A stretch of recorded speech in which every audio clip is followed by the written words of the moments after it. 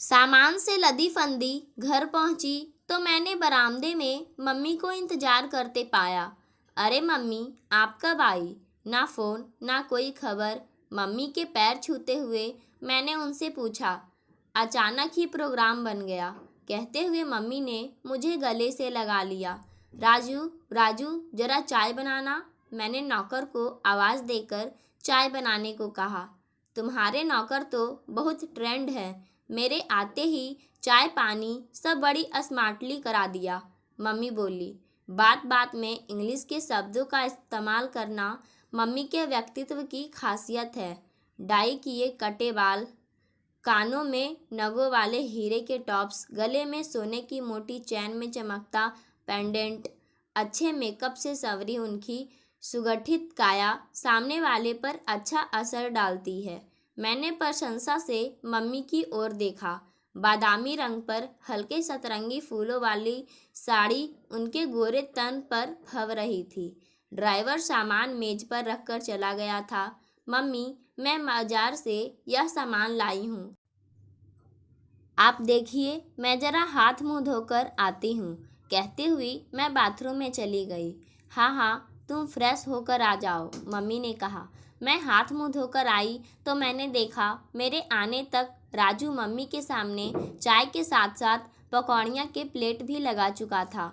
मुझे देखते ही मम्मी बोली, नीलिमा, साड़ियाँ तो बहुत सुंदर है, लेकिन ये इतने सारे छोटे छोटे बाबा सूट किसके लिए लाई हो? मम्मी पूछ तो मुझसे रही थी, पर उनकी नज़र हाथ में पकड़ी सोने की पतली चैन का निरीक्षण कर रही थी। इतने सारे कहाँ मम्मी, सिर्फ 5 सेट कपड़े हैं। लक्ष्मी को बेटा हुआ है ना, उसी के लिए लाई हूँ, मैंने बताया। अरे हाँ, याद आया, मैसेज तो आया था, मैंने भी बधाई का लेटर भेज दिया था, मम्मी बोली। अच्छा किया मम्मी, लक्ष्मी को अच्छा लगा होगा। मैं लक्ष्मी के घर जाने की ही तैयारी कर रही हूँ। परसों इतवार है, मैंने 2 दिन की छुट्टी ले ली है।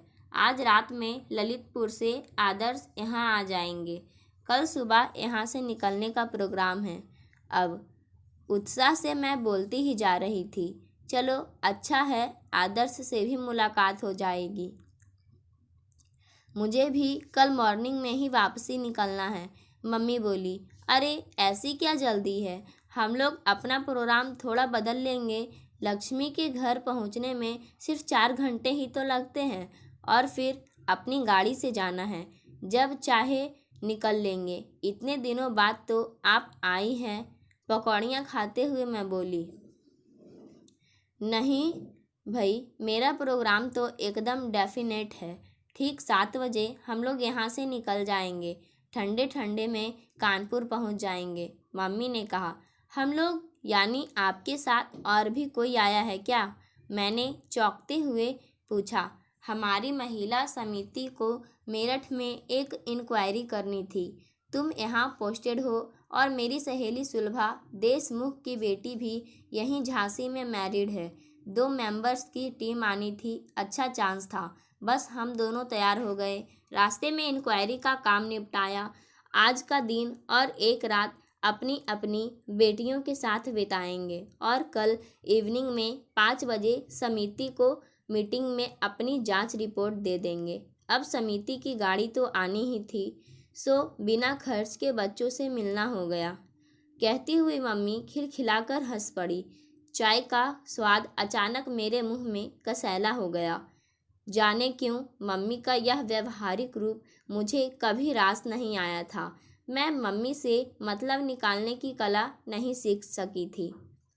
केवल यही क्यों, मैं तो मम्मी से कुछ भी नहीं पा सकी थी।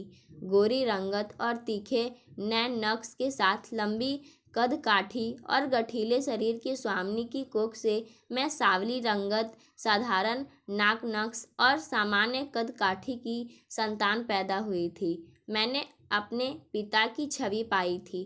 केवल रंग रूप में ही नहीं, स्वभाव भी मुझे पिता का ही मिला था। बचपन से ही मैं डरपोक, शांति प्रिय, एकांत प्रेमी और पढ़ाकू थी। एकांत प्रेमी और पढ़ाकू होना शायद मेरी मजबूरी थी। गुजरा हुआ अतीत मुझ पर हावी होता जा रहा था। रूप गर्विता मम्मी का मन, साधारण व्यक्तित्व वाले पति को कभी स्वीकार नहीं सका था। पति को छोड़ पाना मम्मी के वश में भी नहीं था। आर्थिक मजबूरियां थी, परंतु मुझ जैसी कुरूप संतान उन पर बोझ थी। लेकिन मजबूरी यहाँ भी दामन थामे खड़ी थी। अपनी ही संतान को कहाँ फेंके। सामाजिक बंधन थे, लिहाजा उन्हें मेरी परवरिश का अनचाहा बोझ उठाना पड़ा। इस जिम्मेदारी को अंजाम भी दिया, परंतु वात्सल्य की मिठास से मेरी झोली खाली ही रह गई। उसी साख पर खिले दूसरे दो सुंदर फूल मम्मी की परती छाया थे। मम्मी का सारा प्यार उन्हीं पर निछावर हो गया। मेरे प्रशासनिक सेवा में चयन की खुशी मम्मी की आंखों में चमकी थी। घर की उपेक्षित लड़की अचानक मम्मी की नज़र में महत्वपूर्ण हो गई थी। मुझे मम्मी में यह बदलाव अच्छा लगा था, किंतु यहाँ भी छोटी बेटी के प्रति मम्मी का प्रेम उन पर हावी हो गया था और उन्हें यह अफसोस होने लगा था कि यदि ग्लोरी की शादी अब होती तो उसे भी प्रशासनिक अधिकारी पति मिल जाता। बचपन में मम्मी की सहेलियाँ जब भी घर आती, मम्मी मुझे हमेशा रसोई में घुसा देती। नाश्ता पानी बनाने की सारी मेहनत मैं करती, किंतु ट्रे में सजाकर ले जाने का काम हमेशा मेरी अनुजा ग्लोरी का ही होता। उम्र के साथ साथ मैंने इस सत्य को स्वीकार कर लिया और खुद ही लोगों के सामने जाने से कतराने लगी। धीरे धीरे मैं एकांत प्रिय होती चली गई। अपने अकेलेपन को भरने के लिए मैं ज़्यादा से ज़्यादा पढ़ने लगी, जिससे मैं पूरी तरह पढ़ाकू ही बन गई। ग्लोरी मेरी अनुजा का यह नाम भी मम्मी का रखा हुआ था, जो मम्मी का इंग्लिश प्रेम दर्शाता है। अपनी इस खिचड़ी भाषा, शिष्ट श्रृंगार और सामाजिक संगठनों से जुड़कर मम्मी खुद को उच्च वर्ग का दर्शाती है। ग्लोरी मेरी सगी बहन है, किंतु वह मम्मी की कुर्बान कॉपी है। अधिकार से अपनी बात मनवाना और हर जगह छा जाना उसकी फितरत में है। नीलिमा नीलिमा मम्मी की आवाज़ से मैं वापस वर्तमान में आ गई। अरे क्या सोचने लगी थी? बैठे बैठे सपनों में खो जाने की तेरी आदत अभी गई नहीं? इतनी देर से पूछ रही हूँ, कुछ बोलती क्यों नहीं? मम्मी ने कहा। जी क्या पूछ रही थी मम्मी? मैंने सवाल के जवाब में खुद ही सवाल कर डाला। यह गुलाबी साड़ी कितने रुपए की है? मैं ग्लोरी के घर जाने वाली हूँ, सोच रही हूँ यह गुलाबी साड़ी ग्लोरी पर अच्छी लगेगी, उसे दे दूँ? वाणी में मिठास घोलते हुए मम्मी बोली। ग्लोरी पर तो सारे रंग अच्छे लगते हैं। ये साड़ियाँ तो मैं लक्ष्मी के लिए लाई हूँ।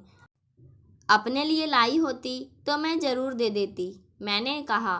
नीलिमा को समझ में आ गया था कि ग्लोरी का घर भी मम्मी की वजह से टूटा था, इसलिए वह अपी मम्मी को समझाने की कोशिश करने लगी। क्या ये सब मतलब ये सारा सामान तुम लक्ष्मी को देने के लिए लाई हो? मम्मी की आंखें आश्चर्य से फटी रह गई।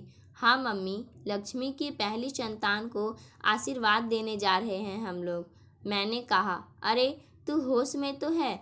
इतने सारे कपड़े, 5 साड़ियाँ, रजाई, गद्दा, चादर, खिलौने, क्या तूने उसका पूरा ठेका ले रखा है? और जरा सा बच्चा सोने की चेन का क्या करेगा? फैली नज़रों से मम्मी मुझे देख रही थी। मम्मी कैसी बात कर रही हैं आप? लक्ष्मी की यह पहली संतान है, मैंने कहा। कैसा क्या?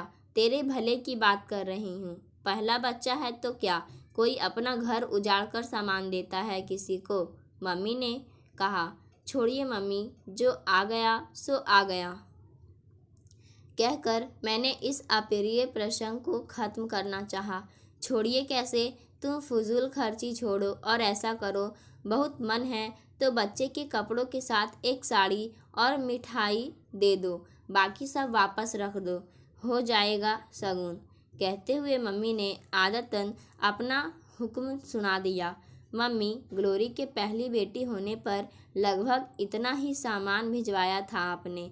तब मैं ट्रेनिंग में ही थी, पैसों की भी तंगी थी, परंतु उस समय आपको यह सब फजूल खर्ची नहीं लगी थी? मुझे अब गुस्सा आने लगा था। मम्मी बोली, ग्लोरी तेरी सगी बहन है, उसे दिया तो क्या सभी को बांटती फिरोगी? लक्ष्मी कोई गैर नहीं, मेरी सगी ननद है। जैसी ग्लोरी वैसी लक्ष्मी, मैंने कहा। बहन और ननद में कोई फ़र्क नहीं है क्या? मम्मी भी गुस्से में आ गई थी। नहीं, कोई फ़र्क नहीं है। एक को मेरी माँ ने जन्म दिया है तो दूसरी को मेरी सासू माँ ने। एक ही प्यार का नाता है। मैं बोली, तेरा तो दिमाग खराब हो गया है, कोई फ़र्क नहीं दिखता? मम्मी खींच उठी थी। वैसे फ़र्क तो है मम्मी। कुछ सोचती हुई मैं बोल पड़ी, चलो तुम्हारी समझ में आया तो। मम्मी खुश हो गई। भावना और परवरिश में फ़र्क है। अभी मैंने अपनी बात स्पष्ट करनी शुरू की थी कि राजू अदब से सामने आकर खड़ा हो गया और बोला, मैडम खाना लग गया है। ठीक है चलिए मम्मी, खाना खाते हैं। आप तो सुबह की निकली होंगी, मैं उठते हुए बोली। इस अप्रिय संवाद के ख़त्म होने से मैंने चैन की सांस ली। हाँ, सुबह 6 बजे ही हम लोग कानपुर से चल दिए थे। सीधे मेरठ पहुँचे तो घंटे वहाँ लगे। 11 बजे मेरठ से चले और सीधे झांसी कहते हुए मम्मी भी उठ खड़ी हुई। खाना खाकर हम दोनों पलंग पर लेट गए। घर परिवार का हालचाल बताते बताते मम्मी अचानक बोल पड़ी, अरे नीलिमा, जो सामान वापस करना है अपने ड्राइवर को बोल दो, वापस कर आएगा। नहीं तो तुम लोग 3 दिन के लिए चले जाओगे। इस दौरान शॉपकीपर का सामान क्या पता बिक ही जाए। जब लेना नहीं है तो बेचारे का नुकसान क्यों कराया जाए।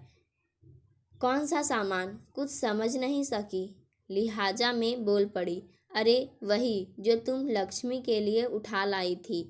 मम्मी ने कहा। मम्मी क्यों वही बात फिर से शुरू कर रही हैं? मेरे लहजे में शिकायत थी।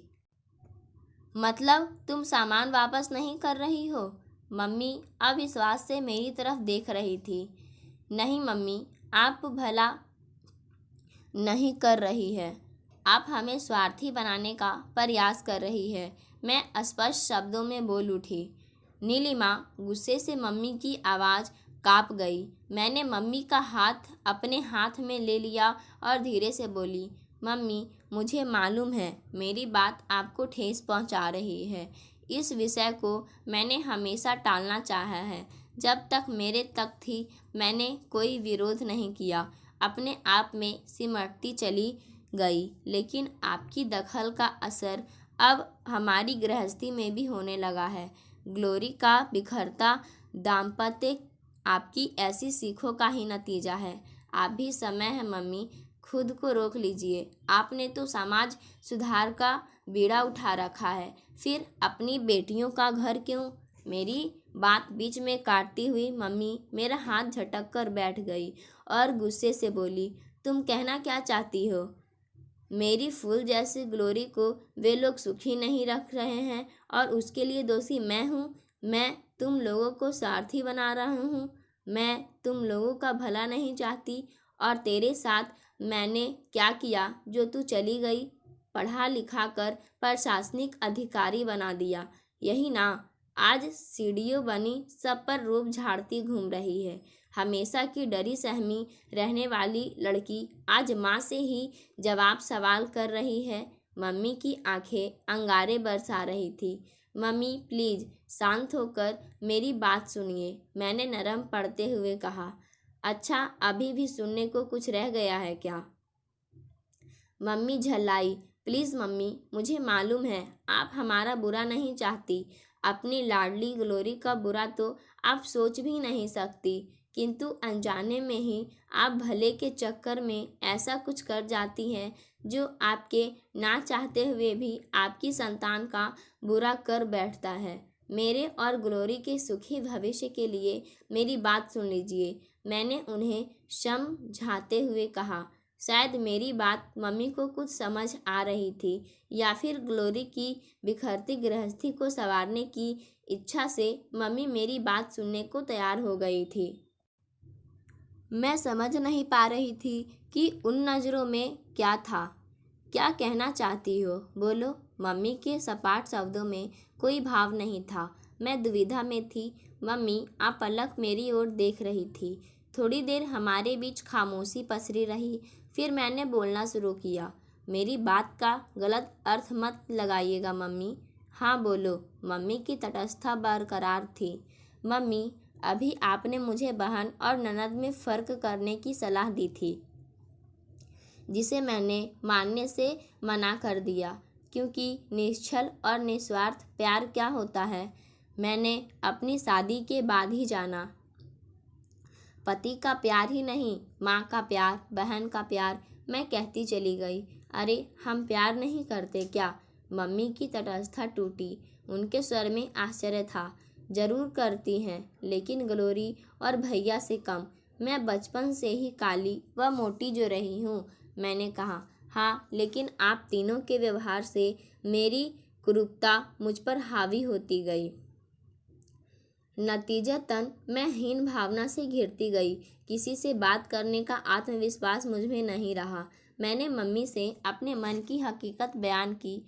अरे कैसी बात कर रही हो? ऐसा कुछ कभी नहीं हुआ, मम्मी बोली। लेकिन अतीत की कसैली यादें मुझ पर हावी थी। मैं अपनी ही रॉ में बोले जा रही थी। मम्मी, याद है मैं जब हाई स्कूल में थी, स्कूल में हमारी फेयरवेल पार्टी थी। मैं बहुत उत्साहित थी। आपकी एक साड़ी मैंने उस खास मौके पर पहनने के लिए कई दिनों से पहले से अलग निकाल रखी थी। उस दिन जब मैंने उसे पहनने के लिए निकाला तो ग्लोरी ने टोका था, दीदी तुम दूसरी साड़ी पहन लो। यह साड़ी मैं परसों पिकनिक में पहन कर जाऊंगी। नहीं, आज तो मैं यही साड़ी पहनूंगी। इतने दिनों से मैंने इसे तैयार करके रखा है। तुम्हें पहनना है तो तुम भी पहन लेना। मैं इसे गंदा नहीं करूँगी। मैंने भी जिद की थी, दीदी तुम जो कुछ भी पहनती हो, कोई भी रंग तुम्हारे ऊपर खिलता तो है नहीं, बेकार की जिद मत करो। कहते हुए ग्लोरी ने साड़ी मेरे हाथ से ले ली थी। मैं खड़ी की खड़ी रह गई थी। मम्मी, आपके सामने ग्लोरी मुझे इस तरह अप्रिय शब्दों में अपमानित करके चली गई और आप कुछ नहीं बोली थी। अरे तुम इतनी छोटी सी बात अब तक दिल से लगाई बैठी हो। नीलिमा, मम्मी अचंभित सी मुझे देख रही थी। यह आपके लिए छोटी घटना होगी मम्मी, लेकिन उस दिन के बाद से मैंने कभी भी ग्लोरी और भैया की बराबरी नहीं की। मैं सबसे कटती चली गई। अपने रंग रूप के कारण जो आत्मविश्वास में खो दिया था, वह मुझे वापस मिला अपनी शादी के बाद। नीलिमा अपनी बहन के लिए उस वक्त लड़ ना सकी, लेकिन उसे हमेशा इस बात का पश्चाताप रहेगा कि वह ग्लोरी के लिए कुछ कर ही पाई। आईएएस की ट्रेनिंग के दौरान मुझे आदर्श मिले, जो सिर्फ नाम के ही नहीं, विचारों के भी आदर्श हैं। आदर्श को जीवन साथी में रूप की नहीं, गुणों की तलाश थी, और हम परिणय सूत्र में बंध गए। ससुराल जाते हुए मैं बहुत आशंकित थी, लेकिन मेरी सारी आशंकाएं निर्मूल साबित हुई। ससुराल में सबने मेरा खुले मन से स्वागत किया। मेरा ससुराल सचमुच घर था, जहां सबको एक दूसरे की भावनाओं का ख्याल था। मेरी छोटी छोटी बातों की तारीफ होती। मैं किसी को रुमाल भी लाकर देती तो वे लोग एकदम खिल जाते। वे कहीं भी जाते तो मेरे लिए कुछ ना कुछ जरूर लाते। तब मुझे अपने भाई बहन याद आते, जो सिर्फ अधिकार से लेना जानते हैं। नीलिमा, वे तुमसे छोटे हैं, मम्मी ने उनका पक्ष लेते हुए कहा। मम्मी, आपने हमेशा उनका पक्ष लिया है, इसीलिए वे जिद्दी हो गए हैं। माँ होने का अर्थ हमेशा बच्चों की कमी पर पर्दा डालना नहीं होता, बल्कि उन्हें सही राह दिखाना होता है। मम्मी, वे यदि छोटी है तो लक्ष्मी भी तो छोटी है, लेकिन उसने मुझे सही अर्थों में छोटी बहन का प्यार दिया। प्यार शब्द का अर्थ मैंने इस परिवार में आकर जाना है। प्यार में कोई लेन देन नहीं होता, बस प्यार होता है। बिना मेरी कमियों की तरफ इशारा किए लक्ष्मी ने मेरे बालों की स्टाइल, मेरा पहनावा सब बदलवा दिया। मैं इस नई स्टाइल में काफ़ी स्मार्ट लगने लगी, जिससे मुझे मेरा खोया हुआ आत्मविश्वास वापस मिला। मैं लक्ष्मी की आभारी हूँ। उसके लिए कुछ भी करने का मेरा मन करता है। जितना सामान मैं लक्ष्मी के दे रही हूँ, इससे कहीं ज़्यादा भी वह बेटे को होने पर लाई थी। और ग्लोरी के लिए मैंने क्या नहीं किया, और वह क्या लाई थी आपसे छिपा नहीं है, मैंने शिकायती अंदाज में कहा। नीलिमा, मम्मी बोली। नहीं मम्मी, मुझे गलत मत समझिए, मैं नहीं चाहती कि ग्लोरी मुझे कुछ दे, लेकिन ग्लोरी को देना सिखाइए, उसकी सुखी गृहस्थी के लिए यह ज़रूरी है। मैंने कहा, मुझे आज पता चला तुम अपने दिल में अंदर ही अंदर इतना कुछ छुपाए हुए थी। आज अचानक तुम्हारे दर्द की परतें खुलने लगी तो मम्मी बोली। मम्मी की बातचीत में काटते हुए मैं बोली, मेरा छोड़िए मम्मी, जो अकेला बीता वह मेरा बचपन था और वह बीत चुका है। मेरा वर्तमान खुशियों से भरा है, मेरा दाम्पत्य बहुत सुखी है, और आज आपको अपनी गृहस्थी में दखल देने से पहले ही रोककर मैंने बिखराव की पहली आहट पर ही विवेक का पहरा बिठा दिया है। ग्लोरी यह नहीं कर सकी है, मैंने कहा। मतलब? नीलिमा, साफ साफ कहो, क्या कहना चाह रही हो तुम? मुझे तुम्हारी बात समझ में नहीं आई। मैं ग्लोरी के लिए बहुत चिंतित हूँ, मम्मी ने कहा। मेरी छोटी बहन के प्रति उनकी ममता उमड़ रही थी। ग्लोरी के लिए उनका चिंता यूँ बहुत ही स्वाभाविक था। अब उनकी आंखों में अपरिचित सा भाव दिखाई दे रहा था। अतीत चलचित्र सा मेरे मानस पटल पर उभर रहा था। परिवार की सबसे छोटी, सबकी लाडली बेटी ग्लोरी का हित मम्मी के लिए सदैव सर्वोपरि रहा है। पापा के गहरे मित्र ने अपने बड़े बेटे अक्षय का रिश्ता मेरे लिए भेजा था। दहेज विरोधी इतना संपन्न परिवार, उस पर प्रोबेशनरी अफसर लड़का। बस मम्मी की दुनियादारी का ज्ञान उनकी कोमल भावनाओं पर हावी हो गया और मम्मी ने यह रिश्ता ग्लोरी के लिए तय कर लिया। पापा के अलावा और किसी ने कोई विरोध नहीं किया। हमेशा की तरह पापा झुक गए और बड़ी के कुंवारी रहते छोटी बेटी का विवाह हो गया। ससुराल से लौटी ग्लोरी अपनी कुंवारी बड़ी बहन की भावनाओं को समझे बिना अपने वैवाहिक जीवन के खट्टे मीठे अनुभव सुनाती रही। ग्लोरी की कोई गलती नहीं थी, उसने दूसरे की भावनाओं को समझना सीखा ही नहीं था और ना ही उसे सिखाया गया। नीलिमा, नीलिमा, यह क्या कह रही थी तुम? एकदम चुप क्यों हो गई? मम्मी के टोकने से मैं फिर वर्तमान में लौट आई। मम्मी, दूसरे की भावना को समझना हर ब्याही लड़की के लिए बहुत ज़रूरी होता है। हर एक को पापा जैसा सहनशील पति और परिवार नहीं मिलता। दूसरे की भावना को समझे बिना ससुराल में कोई भी लड़की तालमेल नहीं बिठा सकती। अब से ही सही ग्लोरी को सही राह दिखाइए, मैंने मम्मी से कहा। मौन हुई मम्मी मेरी तरफ देख रही थी। शायद वे मेरी बातों को सच्चाई तोल रही थी। मम्मी में फिर बोली।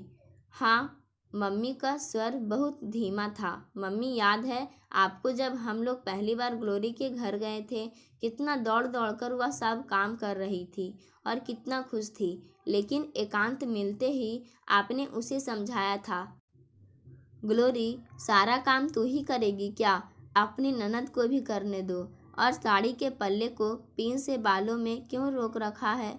अरे, पल्ला सिर से गिरता है तो गिरने दो। अभी से अपने पैर जमाना स्टार्ट करो, नहीं तो बहू के बजाय नौकरानी बनकर रह जाओगी, मैंने मम्मी को याद दिलाते हुए कहा। सिर हिलाती हुई मम्मी बोली, याद है, सब याद है। लेकिन लाख समझाने पर भी ग्लोरी कहाँ कुछ कर पाई। रोज रोज की खिटपिट से बेचारी परेशान रहती है। समझ में नहीं आता उसके लिए क्या करूँ। अक्षय है कि अलग रहने के लिए तैयार ही नहीं है। मम्मी के स्वर में ग्लोरी के प्रति गहरी हमदर्दी थी। मम्मी, आपकी उस दिन की वह सलाह ग्लोरी के परिवार की बिखराव की पहली दस्तक थी, जिसकी आहट ग्लोरी नहीं सुन सकी थी, मैंने कहा। क्या? मम्मी फटी फटी आंखों से मेरी तरफ देख रही थी। मम्मी, जब किसी परिवार में कोई बाहरी व्यक्ति दखल देने लगता है तो उसी पल उस परिवार के बिखराव तय हो जाता है, मैंने मम्मी को समझाते हुए कहा। बाहरी? मैं ग्लोरी के लिए बाहरी व्यक्ति हो गई? मम्मी चौंक कर बोली। हाँ मम्मी, यही कड़वी सच्चाई है, इसे स्वीकार कीजिए। देखिए, ग्लोरी का घर परिवार वही है।